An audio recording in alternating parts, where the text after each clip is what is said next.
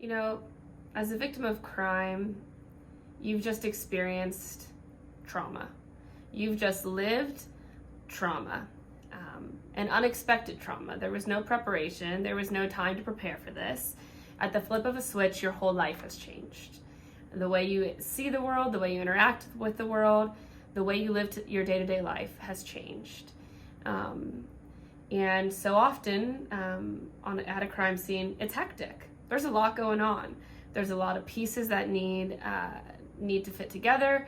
Officers need information, detectives need information, and they're doing their jobs, and they're doing it really, really well. But oftentimes that settles. Everybody leaves, everybody goes home, and now that victim's there. And maybe they're by themselves, maybe they have supportive family, but it settles, and they're left there with this huge trauma that has occurred, and they don't know where to go, and they don't know what to do.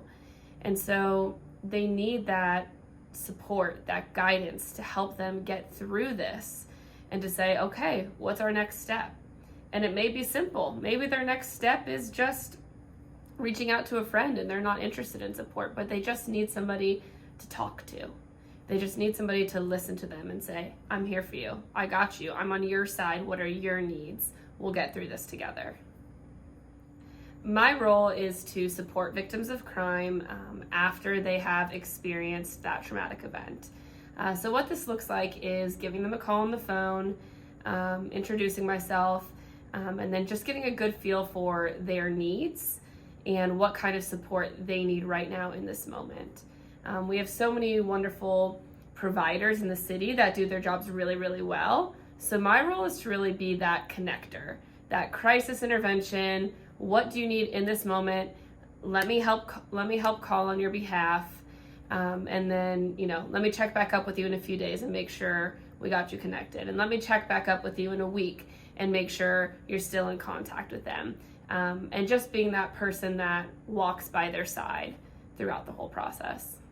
So most people, when they answer my phone call, are pretty surprised or excited that somebody has called them. Oftentimes they're thankful and they say, thank you so much. I do need support. I didn't know where to go. Or I do have these questions and I was a little too fearful to follow up with somebody. So they're usually very, very grateful for the call. And in the bigger picture, they're just surprised to know that my role exists because they hadn't heard about it before. And most times people haven't. If you haven't been a victim of crime, you haven't come in contact with victims' assistance. So for me, before this job, I was a high school social worker. And I loved my job. It was the best. And I loved the kids and I think about them often.